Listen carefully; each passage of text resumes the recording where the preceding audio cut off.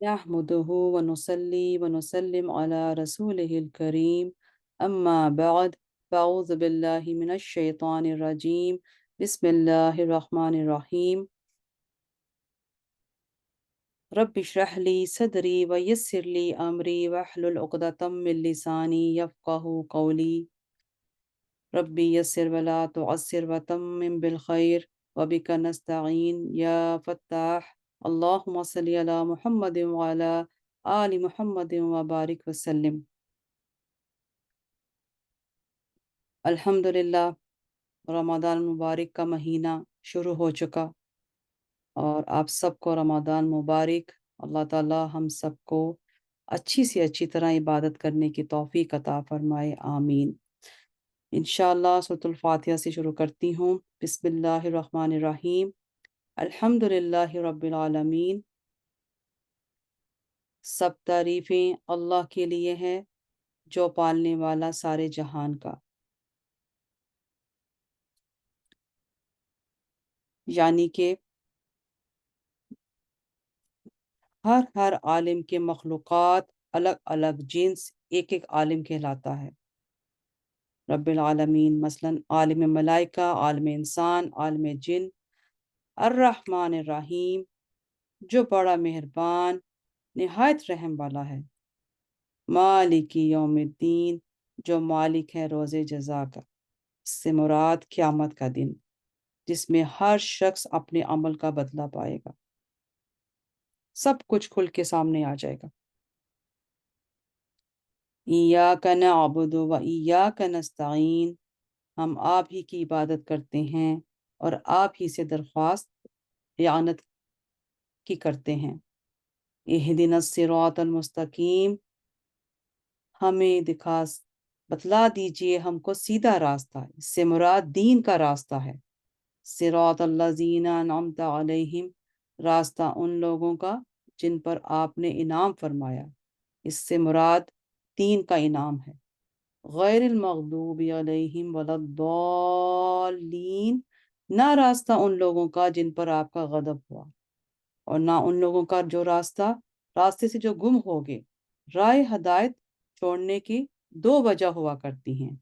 एक तो ये कि उसकी पूरी तहकीक ही ना करे, और दालीन से ऐसे लोग मुराद हैं। दूसरी वजह ये है कि तहकीक पूरी होने के बावजूद उस पर अमल ही ना करे। मग़दूब अलैहिम से ऐसे लोग मुराद हैं क्योंकि जानबूझकर खिलाफत करना ज्यादा नाराजगी का सबब हो जाता है।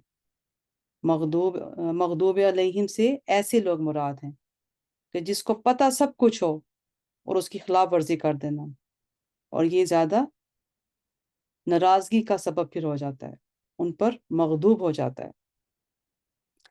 तो सूरतुल फातिहा के हवाले से उसके मज़ामीन को समझते हैं कि ये मक्की सूरत है जिसमें 7 आयतें हैं। सूरह फातिहा की फ़जीलत ये है कि सूरह फातिहा कुरान पाक में बहुत सी खसूसियात उसकी हासिल हैं। अव्वल ये कि कुरान इसी से शुरू होता है, नमाज इसी से शुरू होती है, और नज़ूल के एतबार से भी सबसे पहले सूरत जो मुकम्मल तौर पर नाजिल हुई यही सूरत है। ये सूरत एक हैसियत से पूरे कुरान का मतन और सारे कुरान इसकी शरह है, ख्वाह इस वजह से कि पूरे कुरान के मकासद ईमान और अमल साले हैं, दायरा है, और इन दोनों चीज़ों की बुनियादी असूल इस सूरत में बयान कर दिए गए। सूरह फातिहा के मज़ामीन में जैसे कि आपको पता है कि इसमें 7 आयतों पर यह मुश्तमिल है, जिनमें से पहली 3 आयत हैं अल्लाह ताला की, इसमें हम्द व सना है। आखिरी 3 आयतों में इंसान की तरफ से दुआ दरख्वास्त का मजमून है जो रब्बुल इज़्ज़त ने अपनी रहमत से खुद ही इंसान को सिखाया, और दरमियानी एक आयत में दोनों चीज़ों में मुश्तरक हैं। कुछ हम्द व सना का पहलू है, कुछ दुआ है और दरख्वास्त का भी। यहाँ सही मुस्लिम ने बेरवायत हज़रत अबू हुरैरा रज़ियल्लाहु तआला अन्हु मनक़ूल है कि आप सल्लल्लाहु अलैहि वसल्लम ने फरमाया, हक ताला ने फरमाया, नमाज यानी सूरह फातिहा मेरे और मेरे बंदे के दरमियान 2 हिस्सों में तकसीम की गई। निस्फ मेरे लिए है, निस्फ मेरे बंदे के लिए, और जो कुछ मेरा बंदा मांगता है वो उसको दिया जाएगा।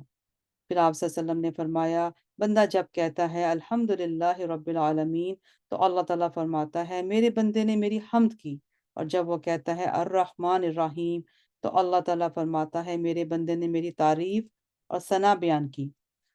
اس کے بعد جب بندہ کہتا ہے مالک یوم الدین، تو اللہ تعالیٰ فرماتا ہے میرے بندے نے میری بزرگی بیان کر دی۔ جب بندہ کہتا ہے ایاک نعبد و ایاک نستعین، تو اللہ تعالیٰ فرماتا ہے یہ آیت میرے اور میرے بندے کے درمیان مشترک ہے۔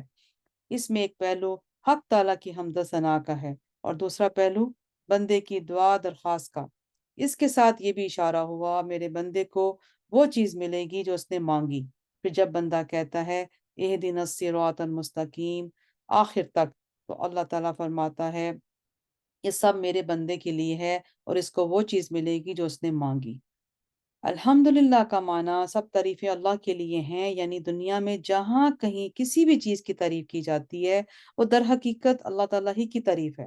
اس جہاں رنگ بو، جہاں ہزاروں حسین مناظر، لاکھوں دلکش نظارے اور کروڑوں نفع بخش جو چیزیں ہیں انسان کی دامن دل کو ہر وقت اس کو کھینچتی ہے، اٹریکٹ کرتی ہے اور اپنی تعریف پر مجبور کر دیتی ہے۔ اگر ذرا نظر کو گہرا کیا جائے تو ان سب چیزوں کے پردے میں ایک ہی دستے قدرت کا فرمان نظر آتا ہے۔ دنیا میں جہاں کہیں کسی بھی چیز کی تعریف کی جاتی ہے تو اس کی حقیقت اس سے زیادہ نہیں۔ جیسے کسی نقش و نگار یا تصویر کی یا کسی صنعت کی تعریف کی جائے، یہ سب تعریفیں در حقیقت نقاش اور مصور کی یا صنع کی ہوتی ہے۔ اس جملے نے کثرتوں کے جیسے انسان کے سامنے ایک حقیقت کا دروازہ جب کھول گیا اور دکھلا دیا کہ یہ ساری کثرتیں ایک ہی وحدت سے مربوط ہیں، اور ساری تعریفیں در حقیقت اسی ایک قادر مطلق کی ہیں۔ ان کو کسی دوسرے کی تعریف سمجھنا نظر و بصیرت کی کوتاہی ہے۔ تو دیکھیں، غور کیجئے کہ قرآن مجید کے اس مختصر سے ابتدائی جملے میں ایک طرف تو حق تعالیٰ کی حمد و ثنا کا بیان ہوا، اور اسی کے ساتھ مخلوقات کی رنگینیوں میں الجھے ہوئے دل اور دماغ کو ایک حقیقت کی طرف کیا کر دیا، متوجہ کر دیا کہ مخلوق پرستی کی جڑ کاٹ دی گئی، اور موزانہ اندازے سے ایمان کے سب سے پہلا رکن ہمارا توحید باری کا نقش اس طرح جما دیا گیا جو دعویٰ ہے اسی میں غور کرو، تو وہی اپنی دلیل بھی ہے۔ اور رب العالمین کے حوالے سے بھی کہ جس میں اللہ سبحانہ تعالیٰ نے رب العالمین کی جو ذکر کیا، اس میں ایک مختصر تشریح کو سمجھتے ہیں کہ لفظ رب کا جو معنی ہے وہ عربی لغت کے اعتبار سے تربیت اور پرورش کرنے والے کو ہے۔ تربیت اسی کو کہتے ہیں کہ کسی چیز کی تمام مسائل کی رعایت کرتے ہوئے درجہ بے درجہ آگے بڑھا دیا جائے، یہاں تک کہ اس کو حد کمال تک پہنچا دیا جائے۔ یہ صرف اللہ تعالیٰ کی ذات پاک کے لیے مخصوص ہے۔ العالمین، اس میں عالم کی جمع ہے، دنیا کے تمام اجناس، اس میں کیا کیا چیزیں، آسمان، چاند، سورج اور تمام ستارے، ہوا اور فضا اور فرشتے، جنات، زمین، تمام مخلوقات، حیوانات، انسان، نباتات، جمادات، سب ہی داخل ہیں۔ اس لیے رب العالمین کے معنی یہ ہوئے کہ اللہ تعالیٰ تمام اجناس کائنات کی تربیت کرنے والے ہیں، اور یہ بھی کوئی بعید نہیں، جیسا کہ ایک عالم ہے جس میں ہم بستے ہیں، اور اس سارا ایک ہی عالم، اور ایسے جیسے ہزاروں لاکھوں دوسرے عالم ہوں جو اس عالم سے باہر کی خلائے موجود ہوں، تو اس عالم سے باہر ایک لامتناہی خلا کا وجود جو کہ ہماری دلائل عقلیہ سے ثابت ہے، اور یہ بھی ثابت ہے کہ اللہ تعالیٰ کو ہر چیز پر قدرت ہے۔ ہماری عقل یہی کہتی ہے کہ اللہ سبحانہ جو چیز ہمارے سامنے ہے اور جو چیز ہم سے بعید ہے، وہ سب اللہ سبحانہ تعالیٰ کی دست قدرت میں ہے۔ اس کے لیے کیا مشکل ہے کہ اس نے لامتناہی خلا میں ہمارے پیش نظر عالم کی طرح کے اور بھی ہزاروں لاکھوں عالم بنا رکھے۔ اس کے بعد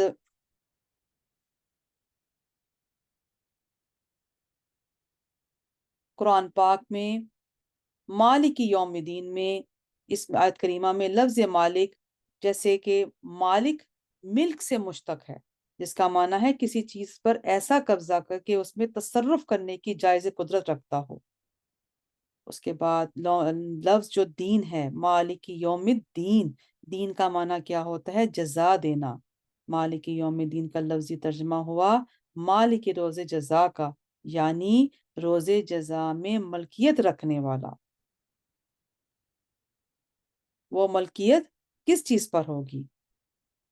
اس کا ذکر یعنی کہ تفسیر کشاف میں ہے کہ اشارہ عموم کی طرف، یعنی روز جزا میں تمام کائنات، تمام معاملات، تمام امور کی ملکیت صرف اللہ تعالیٰ کی ہی ہوگی۔ روز جزا کی حقیقت کو اگر ہم عقلی طور پر سمجھتے ہیں کہ روز جزا کس دن کا نام ہے، اس کی کیا حقیقت ہے؟ دوسرا یہ کہ اللہ تعالیٰ کی ملکیت تمام کائنات پر جس طرح روز جزا میں ہوگی ایسی ہی آج بھی ہے۔ پھر روز جزا کی کیا خصوصیت ہے، اس کی کیا وجہ ہے؟ پہلی بات کا جواب یہ ہے کہ روز جزا اس دن کا نام ہے جس کو اللہ تعالیٰ نے نیک اور بد اعمال کا بدلہ دینے کے لیے مقرر فرما دیا۔ لفظ روز جزا سے ایک عظیم الشان فائدہ یہ حاصل ہوا کہ دنیا نیک اور بد اعمال کی جزا سزا کی جگہ نہیں بلکہ ایک دارالعمل ہے، فرض ادا کرنے کا دفتر ہے، تنخواہ یا صلہ دونوں وصول کرنے کی جگہ نہیں۔ اس سے معلوم ہو گیا کہ دنیا میں کسی کو عیش و عشرت، دولت اور راحت سے مالا مال دیکھ کر یہ نہیں کہا جا سکتا کہ وہ اللہ کے نزدیک معطوب اور مبغوض ہے۔ جس طرح دنیا کے دفتروں اور کارخانوں میں کسی کو اپنا فرض ادا کرنے میں مصروف محنت دیکھا جائے تو کوئی عقل مند اس کو مصیبت زدہ نہیں کہتا، اور نہ وہ خود اپنی مشقت کے باوجود اپنے آپ کو گرفتار مصیبت سمجھتا ہے، بلکہ تو اس کا تو کام یہی ہے کہ محنت و مشقت کو اپنے سب سے بڑی کامیابی تصور کرتا ہے۔ کوئی مہربانی اس کو اس مشقت سے کیا کرتی ہے، سب گدوش کرنا چاہیے تو اس کو اپنا بدترین دشمن خیال کرتا ہے، کیونکہ وہ اس 30 روزہ محنت کے پس پردہ اس راحت کو دیکھ رہا ہے جو اس کی تنہا کی شکل میں ملنے والی ہے۔ یہی وجہ ہے اس دنیا میں انبیاء علیہ السلام اور ان کے بعد اولیاء اللہ سب سے زیادہ مصیبت اور بلا میں مبتلا ہوتے ہیں، اور وہ اپنی اس حالت پر نہایت مطمئن اور بذا اوقات مسرور نظر آتے ہیں۔ الغرض دنیا کی عیش و عشرت، حق اور صداقت کی رنج اور مصیبت بد عملی کی یقینی علامت نہیں ہے۔ کبھی کبھی کسی عمل کی جزا سزا کا ہلکا سا نمونہ دنیا میں بھی ظاہر کر دیا جاتا ہے اور اس کا پورا بدلہ نہیں ہوتا۔ اس میں قرآن پاک میں اللہ سبحانہ تعالیٰ فرماتے ہیں وَلَنُذِيقَنَّهُم مِّنَ الْعَذَابِ الْأَدْنَىٰ دُونَ الْعَذَابِ الْأَكْبَرِ لَعَلَّهُمْ يَرْجِعُونَ، یعنی ہم لوگوں کو آخرت کے بڑے عذاب سے پہلے بعض اوقات دنیا میں ایک عذاب سے قریب کا مزہ چکھا دیتے ہیں تاکہ وہ باز آ جائیں۔ اور دوسری جگہ ارشاد ہے كَذَلِكَ الْعَذَابُ وَالْعَذَابُ الْآخِرَةِ أَكْبَرُ لَوْ كَانُوا يَعْلَمُونَ، ایسا ہوتا ہے عذاب اور آخرت کا عذاب بہت بڑا ہے اگر وہ سمجھیں۔ الغرض دنیا کی راحت اور مصیبت بعض اوقات تو امتحان اور آزمائش ہوتی ہے اور کبھی عذاب بھی ہوتی ہے، مگر وہ عمل کا پورا بدلہ نہیں ہوتا بلکہ ایک نمونہ ہوتا ہے۔ یہ سب کچھ چند روز اور محض عارضی ہے۔ معیار راحت ہمیشہ قائم رہنے والی ہے جو اس عالم سے گزرنے کے بعد عالم آخرت میں آنے والی ہے، اور اسی کا نام کیا ہے؟ روز جزا۔ جب یہ معلوم ہو گیا کہ نیک اور بد عمل کا بدلہ یا پورا بدلہ اس دنیا میں نہیں ملتا، اور عدل و انصاف اور عقل کا تقاضا ہے کہ نیک اور بد، اچھا اور برا برابر نہ رہے بلکہ ہر عمل کی جزا یا سزا ملنا چاہیے، اس لیے ضروری ہے کہ اس عالم کے بعد دوسرا عالم ہو جس میں ہر چھوٹے بڑے اور اچھے برے عمل کا حساب اس کی جزا یا سزا انصاف کے مطابق ملے۔ اسی کو قرآن پاک کے اصطلاح میں کیا کہتے ہیں؟ روز جزا یا قیامت یا آخرت کہا جاتا ہے۔ قرآن پاک میں خود اس مضمون کو سورہ مومن میں وضاحت سے بیان فرما دیا، یعنی بینا اور نابینا ایک وہ لوگ جو ایمان لائے، انہوں نے اچھے کام کیے، دوسرے بد کردار باہم برابر نہیں ہو سکتے۔ تم لوگ بہت ہی کم سمجھتے ہو، قیامت تو ضرور آ کر ہی رہے گی تاکہ ہر ایک عمل کا پورا بدلہ اس کو مل جائے۔ اس کے آنے میں کسی طرح کا شک ہے ہی نہیں، مگر اکثر لوگ نہیں ایمان لاتے۔ مالک کون ہے؟ مالک یوم الدین۔ اس بات پر قابل غور بات یہی ہے کہ ہر اہل عقل کے نزدیک یہ بات بالکل ظاہر ہے کہ حقیقی مالک تمام کائنات کے ذرے ذرے کی وہی ذات پاک ہے جس نے ان کو پیدا کیا بڑھایا، تربیت کی، اور جس کی ملکیت ہر چیز پر مکمل ہے، ظاہر پر بھی اور باطن پر بھی، زندہ پر بھی، مردہ پر بھی، اور جس کی ملکیت کی نہ کوئی ابتدا ہے نہ انتہا، بخلاف انسان کی ملکیت کے وہ ابتدا اور انتہا کے دائرے میں محدود ہے، پہلے نہیں تھی اور پھر نہ رہے گی۔ اس کی ملکیت اور تصرف اشیاء کے ظاہر پر ہے، باطن پر نہیں، زندہ پر ہے، مردہ پر نہیں۔ اس لیے ہر اہل بصیرت کے نزدیک صرف روز جزا کی نہیں بلکہ دنیا میں بھی تمام کائنات کی حقیقی ملکیت صرف اللہ تعالیٰ ہی کی ہے۔ پھر اس آیت میں اللہ تعالیٰ کو خاص روز جزا کا مالک فرمانے میں کیا حکمت ہے؟ قرآن کی دوسری آیت میں غور کرنے سے ہمیں کیا معلوم ہوا کہ دنیا بھی اگرچہ حقیقی اور مکمل ملکیت تمام کائنات صرف اور صرف اللہ سبحانہ تعالیٰ ہی کی ہے، لیکن اسی نے اپنے کرم اور حکمت بالغہ سے ایک قسم کی ناقص ملکیت کیا ہوتی ہے جو انسان کو اللہ تعالیٰ نے عطا کی ہوتی ہے، جو خود ملکیت اس کی بن جاتی ہے کوئی چیز۔ دنیا کے قوانین بھی ہوتے ہیں، اس کی ملکیت کا کافی احترام بھی کیا جاتا ہے۔ آج کی دنیا میں انسان مال اور دولت کا مالک ہے، زمین جائیداد کا مالک ہے، کوٹھی بنگلے کا، فرنیچر کا مالک ہے۔ یہ سب ناقص ملکیت جو اس کو محض آزمائش کے لیے دی گئی، وہ اسی میں مغرور اور بدمست ہو جاتا ہے۔ اس آیت میں اللہ تعالیٰ نے مالک یوم الدین فرما کر اس مغرور اور غافل انسان کو کیا انفارم کر دیا، کیا آگاہ فرما دیا؟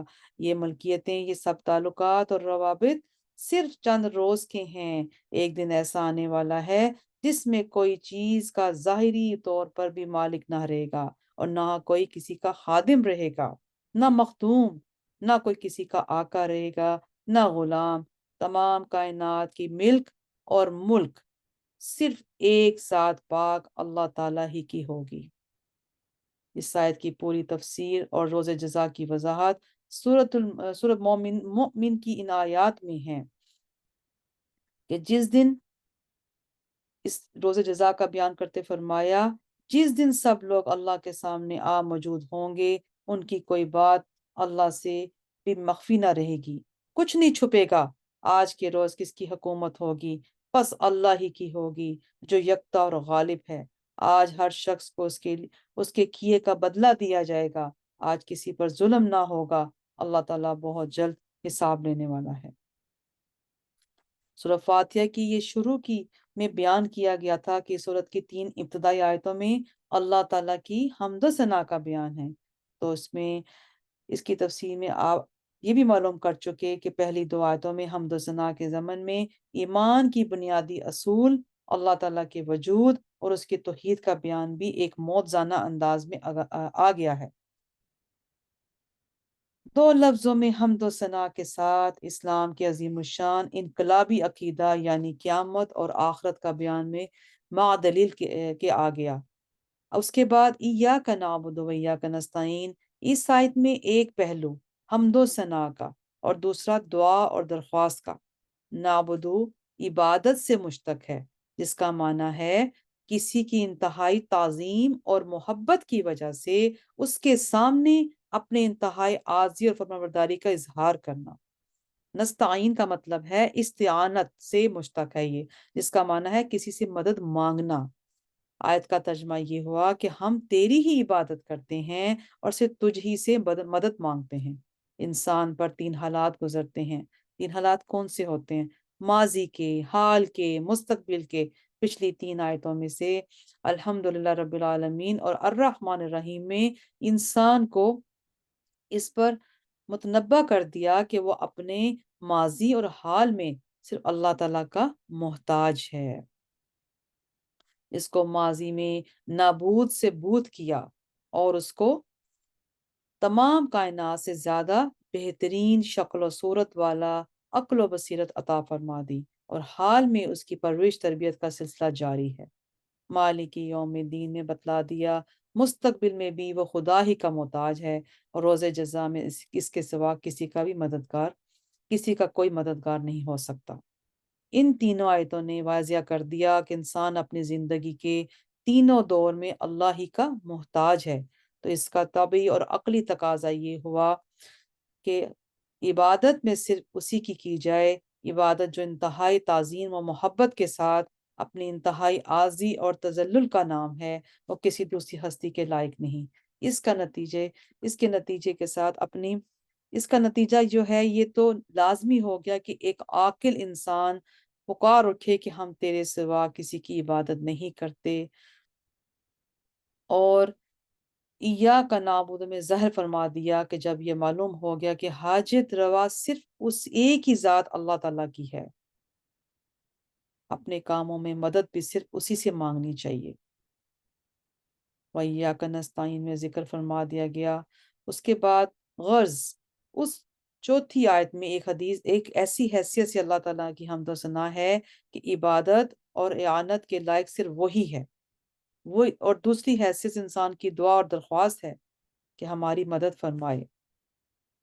اللہ سبحانہ تعالیٰ نے انسان کو اس کی تعلیم دی گئی کہ اللہ کے سوا کسی کی عبادت نہ کرے، اللہ تعالیٰ اللہ کے سوا کسی کو حاجت روا نہ سمجھے، اور کسی کے سامنے دست سوال دراز نہ کرے۔ کسی نبی یا ولی وغیرہ کو وسیلہ قرار دے کر اللہ تعالیٰ سے دعا مانگنا اس کے منافی نہیں۔ اس آیت میں یہ بات بھی قابل غور ہے کہ ارشاد یہ ہے کہ ہم تو صحیح مدد مانگتے ہیں، کسی کام میں مدد مانگنے میں اس کا ذکر نہیں، کسی کام میں مدد مانگتے ہیں اس کا ذکر نہیں۔ یہاں جمہور مفسرین نے لکھا ہے کہ اس کا ذکر نہ کرنے میں عموم کی طرف اشارہ آ جاتا ہے، یعنی ہم اپنی عبادت اور ہر دینی دنیاوی کام اور ہر مقصد میں صرف آپ ہی کی مدد چاہتے ہیں۔ پھر عبادت صرف نماز روزے کا نام نہیں ہے۔ امام غزالی نے اپنی کتاب میں اربعین میں عبادت کے 10 قسمیں لکھی ہیں۔ اس میں کیا ہے؟ نماز، زکوٰۃ، روزہ، حج، تلاوت قرآن، ہر حالت میں اللہ کا ذکر کرنا، حلال روزی کے لیے کوشش کرنا، پڑوسی ساتھی کے حقوق ادا کرنا، اور ساتھی کے اور لوگوں کو نیک کاموں کا حکم کرنا اور برے کاموں سے منع کر دینا، آپ صلی اللہ علیہ وسلم کی سنت کا اتباع کرنا۔ اس لیے عبادت میں اللہ تعالیٰ کے ساتھ کسی کو شریک نہ کرنے کے معنی یہ ہوگے کہ نہ کسی کی محبت اللہ تعالیٰ کے برابر ہو، نہ کسی کا خوف اس کے برابر ہو، نہ کسی سے امید کہ اس کی طرح ہو، نہ کسی پر بھروسہ اللہ کے مثل ہو، نہ کسی کی اطاعت اور خدمت اور کام کو اتنا ضروری سمجھے جتنا اللہ تعالیٰ کی عبادت کو، نہ اللہ تعالیٰ کی طرح کسی کے جیسے نظر ہوتی ہے منت مانے، نہ اللہ تعالیٰ کی طرح کسی دوسرے کے سامنے اپنی مکمل عاجزی اور تذلل کا اظہار کرے۔ یہ سب جو افعال ہیں کسی دوسرے کے لیے جو کرے، جو انتہائی تذلل کی علامات ہیں، جیسے رکوع اور سجود، صرف رکوع اور سجود، اور جو عاجزی ہے وہ صرف اللہ کے سامنے ہی کی جائے۔ آخر میں 3 آیتیں جس میں انسان کی دعا درخواست کا جو مضمون ہے، اس میں یہ ہے کہ اہدنا الصراط المستقیم صراط الذین انعمت علیہم غیر المغضوب علیہم ولا الضالین، جس کا ترجمہ یہ ہے کہ بتلا دیجئے ہم کو سیدھا راستہ ان لوگوں کا جن پر آپ نے انعام فرمایا، نہ راستہ ان لوگوں کا جن پر آپ کا غضب کیا گیا، نہ ان لوگوں کا راستہ جو راستے سے گم ہو گئے۔ ان تینوں آیتوں میں کچھ باتیں جو ہیں وہ قابل غور ہیں۔ اس میں یہاں پہلی بات جو قابل غور یہ ہے کہ صراط مستقیم کی ہدایت کے لیے دعا جو اس آیت میں تعلیم فرمائی گئی، اس کے مخاطب جس طرح تمام انسان مومنین ہیں، اولیاء اللہ اور حضرات انبیاء علیہ السلام بھی اس کے مامور ہیں، جو بلا شبہ ہدایت یافتہ بلکہ دوسروں کے لیے ہدایت کا کیا تھا؟ سرچشمہ ہیں۔ پھر اس حاصل شدہ چیز کی بار بار دعا مانگنے کا کیا مطلب؟ اس کا جواب ہدایت کی پوری حقیقت معلوم کرنے پر موقوف ہے۔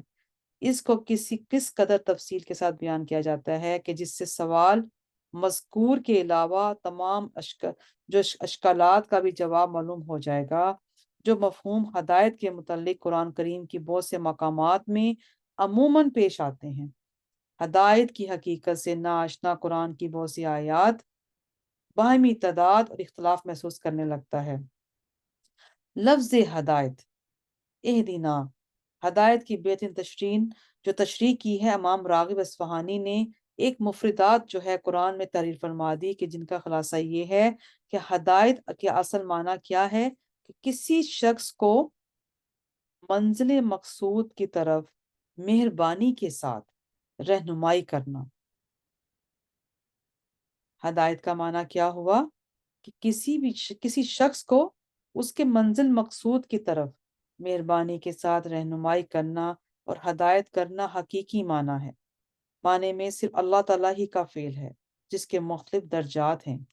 ایک درجہ ہدایت کا عام ہے جو کائنات اور مخلوقات کی تمام اقسام، جمادات، نباتات، حیوانات وغیرہ کو شامل ہے۔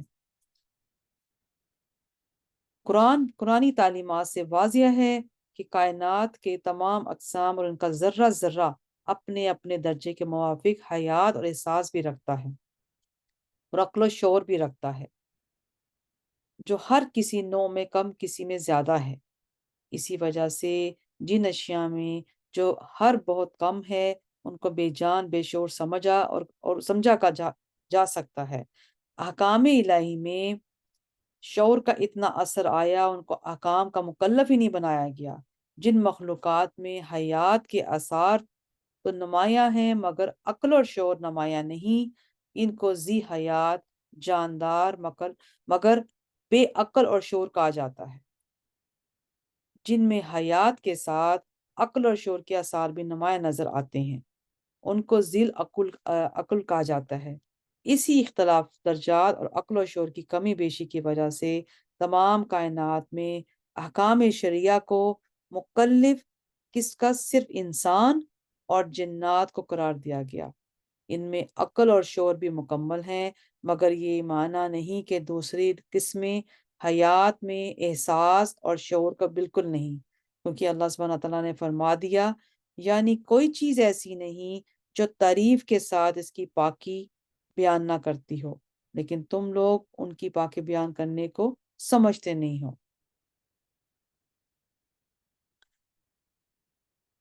اللہ سبحانہ تعالیٰ کی حمد و ثنا اور اس کی پاکی بیان کرنا اللہ تعالیٰ کی معرفت پر موقوف ہے۔ اللہ تعالیٰ کی معرفت ہی سب سے بڑا علم ہے، اور یہ علم بدون عقل و شعور کی نہیں ہو سکتا۔ اس لیے ان آیات سے ثابت ہو گیا تمام کائنات کے اندر روح حیات بھی ہے، ادراک بھی ہے، اور احساس بھی، عقل و شعور بھی، مگر بعض کائنات میں جو ہر اتنا کم اور مخفی ہے، عام دیکھنے والوں کو اس کا احساس ہی نہیں ہوتا، اسی لیے عرف میں ان کو بے جان یا بے عقل کہا جاتا ہے، اور اسی بنا پر ان کو احکام شریعہ کا مکلف بھی نہیں بنایا گیا۔ قرآن کا یہ فیصلہ اس وقت کا ہے جب دنیا میں نہیں نہ کہیں کوئی فلسفی تھا، نہ کوئی فلسفہ مدون تھا۔ بعد میں آنے والے فلاسفوں نے اپنے اپنے وقت میں اس کی تصدیق کر دی کہ قدیم فلاسفہ میں بھی اس خیال کے کچھ لوگ گزرے ہیں۔ الغرض اللہ سبحانہ تعالیٰ کا یہ درجہ اولیٰ تمام مخلوقات، جمادات، نباتات، حیوانات، انسان اور جنات کو شامل ہیں۔ اسی ہدایت عامہ کا ذکر قرآن پاک کی آیت اعطا کل شیء خلقہ ثم ہدا میں فرمایا گیا، یعنی اللہ تعالیٰ نے ہر چیز کو اس کی خلقت عطا فرمائی، پھر اس خلقت کے مناسب اس کو ہدایت دے دی۔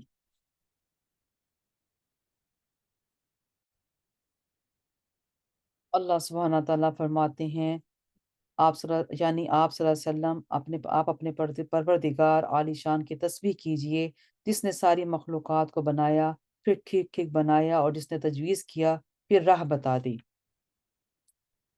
ہدایت کا اس سے بھی زیادہ تیسرا درجہ یہ ہے کہ صرف مومنین متقین کے ساتھ مخصوص ہے۔ یہ ہدایت اللہ تعالیٰ کی طرف سے بلا واسطہ انسان پر فائز ہوتی ہے۔ اس ہدایت کا دوسرا نام توفیق ہے، یعنی ایسے اسباب اور حالات پیدا کر دینا کہ قرآنی ہدایات کو قبول کرنا اور ان پر عمل کرنا آسان ہو جائے، اور ان کی خلاف ورزی دشوار ہو جائے۔ اس تیسرے درجے کی وسعت غیر محدود، اس کے درجات غیر متناہی ہیں۔ جو یہ درجہ انسان کی ترقی کا میدان ہے، اعمال صالح کے ساتھ ساتھ اس درجہ ہدایت میں زیادتی ہوتی رہتی ہے۔ قرآن پاک میں اس زیادتی کا ذکر ہے، والذین اہتدوا زادہم ہدا ومن یؤمن باللہ یہد قلبہ، جو شخص اللہ پر ایمان لائے اس کے دل کو ہدایت کر دیتے ہیں۔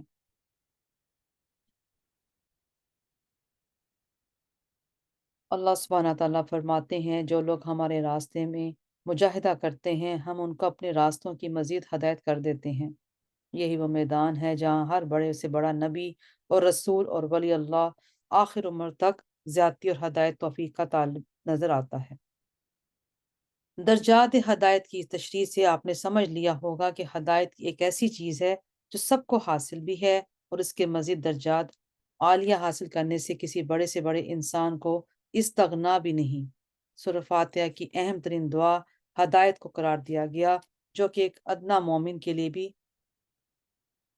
مناسب حال ہے، اور بڑے سے بڑے رسول اور ولی کے لیے بھی اتنی ہی اہم ہے۔ یہی وجہ ہے کہ آپ صلی اللہ علیہ وسلم کی آخر عمر میں سورہ فتح کے اندر فتح مکہ کے فوائد و ثمرات بتا دیے۔ یہ بھی ارشاد ہو گیا وَيَهْدِيَكَ صِرَاطًا مُسْتَقِيمًا، یعنی مکہ مکرمہ اس لیے آپ کے ہاتھوں فتح کرایا گیا تاکہ آپ کو صراط مستقیم کی ہدایت ہو۔ ظاہر ہے کہ سید الانبیاء صلی اللہ علیہ وسلم پہلے سے نہ صرف ہدایت یافتہ بلکہ دوسروں کے لیے بھی ہدایت مجسم تھے۔ اس موقع پر آپ کو ہدایت ہونے کے اس کے سوا کوئی معنی نہیں ہو سکتے۔ ہدایت کا کوئی بہت اعلیٰ مقام آپ صلی اللہ علیہ وسلم کو اس وقت حاصل ہوا۔ ہدایت کی اس تشریح سے آپ کے لیے فہم قرآن میں بہت سے فوائد حاصل ہو گئے۔ قرآن میں کہیں تو ہدایت ہر مومن اور کافر کے لیے بلکہ کل مخلوقات کے لیے عام فرما دیا، اور کہیں اس کے محض متقین کے ساتھ مخصوص کر دیا، جس میں ناواقف کو تعارض کا شبہ ہو سکتا ہے۔ ہدایت کا عام اور خاص درجات معلوم ہونے کے بعد یہ شبہ خود بخود جو ہے رفع ہو جاتا ہے، اور ایک درجہ سب کو عام اور شامل ہے، اور دوسرا درجہ مخصوص۔ قرآن پاک میں انبیاء علیہ السلام کو ہادی قرار دیا، اور اسی دوسرے درجے کے اعتبار سے یہ ارشاد ہوا، یعنی آپ ہدایت نہیں کر سکتے جس کو چاہیں، تو اس میں ہدایت کا تیسرا درجہ مراد ہے، یعنی توفیق دنیا آپ صلی اللہ علیہ وسلم کا کام نہیں، صرف آپ کا کام ہے کہ کسی کو پیغام پہنچانا، اور ہدایت کا کام صرف اللہ تعالیٰ کی ہی دستے قدرت میں ہے۔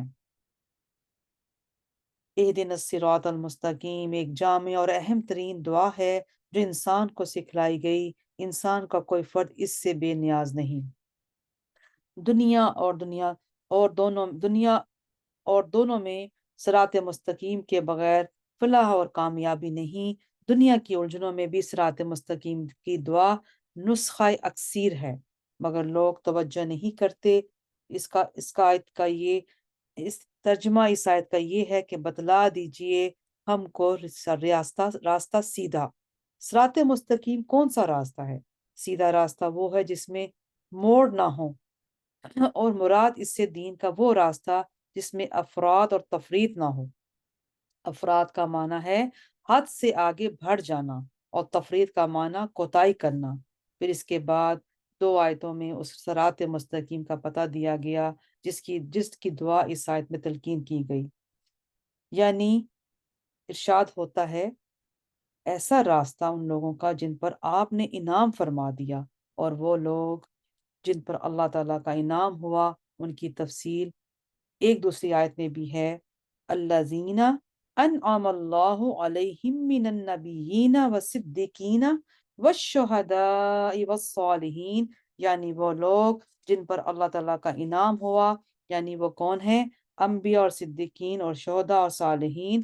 مقبولان بارگاہ الہی کے یہ چار درجات ہیں جن سے سب سے اعلیٰ انبیاء علیہ السلام ہیں، صدیقین ہیں، اور وہ لوگ ہیں جو انبیاء کی امت میں سب سے زیادہ رتبے کے ہوتے ہیں، جن میں کمالات باطنی بھی ہوتے ہیں۔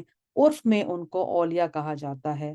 شہداء وہ ہیں جنہوں نے دین کی محبت میں اپنی جان دے دی، اور صلح وہ ہیں جو شریعت کے پورے کی اتباع کرتے ہیں، متبع ہوتے ہیں، واجبات میں بھی مستحبات میں بھی، جن کو عرف میں نیک اور دیندار کہا جاتا ہے، یعنی کہ جو احکام شریعت کی پوری اتباع کرتے ہیں۔ اس آیت میں پہلے مثبت اور ایجابی طریقے سے صراط مستقیم کو متعین کر دیا، اور ان چار طبقوں کے حضرات जिस रास्ते पर चलें वो क्या है? सिरात मुस्तकीम। इसके बाद आखिर की आयत में इरशाद है गैरिल मग़दूबी, यानी ना रास्ता उन लोगों का जिन पर आपका गज़ब किया गया, ना उन लोगों का जो रास्ते से गुम हो गए। मग़दूब अलैहिम से वो लोग जो दीन के अहकाम को जानने पहचानने के बावजूद क्या करेंगे? शरारत, नफसानी इग़राज़ की वजह से उनकी खिलाफ वर्जी करते हैं। दूसरे लफ्ज़ों में अहकाम इलाही की तामील में क्या करते हैं? कोताही यानी तफरीद करते हैं। जैसे आम तौर पर यहूद का हाल था, दुनिया के ज़लील मफाद की खातिर दीन को कुर्बान करते हैं और अंबिया की तौहीन करते हैं। और दालिन से मुराद वो लोग जो नावाक़फ़ियत, जहालत के सबब दीन के मामले में गलत रास्ते पर पड़ गए और दीन की मुकर्ररा हदूद से निकल कर अफराद और गल्ब में मुब्तला हो गए। जैसे आम तौर पर कौन थे? नसारा थे। नबी की ताज़ीम में इतने बड़े कि उन्हीं को खुदा बना लिया। एक तरफ ये कि जुल्म के अल्लाह के अंबिया की बात ना माने, उन्हें कत्ल तक करने से गुरेज ना करें, और दूसरी तरफ ये ज्यादती कि उनको खुदा बना लें। आयत का हासिल मतलब ये हुआ, हम वो रास्ता नहीं चाहते जो इग़राज़ नफसानी के ताबे बद अमल और दीन में तफरीद करने वालों का है।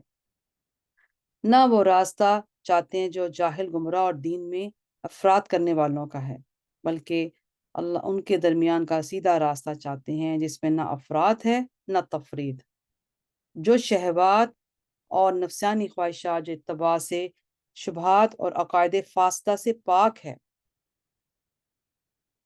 अल्लाह सुब्हाना ताला मुझे और आपको कुरान पाक समझने में, गौर व फिक्र करने में और सीधे रास्ते पर चलने की तौफीक अता फरमाए। आमीन सुमा आमीन। अल्लाह सुब्हाना ताला ने हमारे लिए जो इल्म का दरवाज़ा जो खोला, वो कुरान पाक की सबसे बड़ी रोशनी है, वो सिरात मुस्तकीम है, और उसी रास्ते पर चलने की तौफीक अता फरमाए। आमीन। वमा अलैना इल्लल बलागुल मुबीन। सुब्हानकल्लाहुम्मा व बिहम्दिका नशहदु अन ला इलाहा इल्ला अंत नस्तगफिरुका व नतूबु इलैक। सल्लल्लाहु तआला अला खैरि खल्क़ वसल्लल्लाहु तआला अला खैरि खल्क़िही व अला आलिही व अस्हाबिही अजमाइन बिरहमतिका या अरहमर राहिमीन।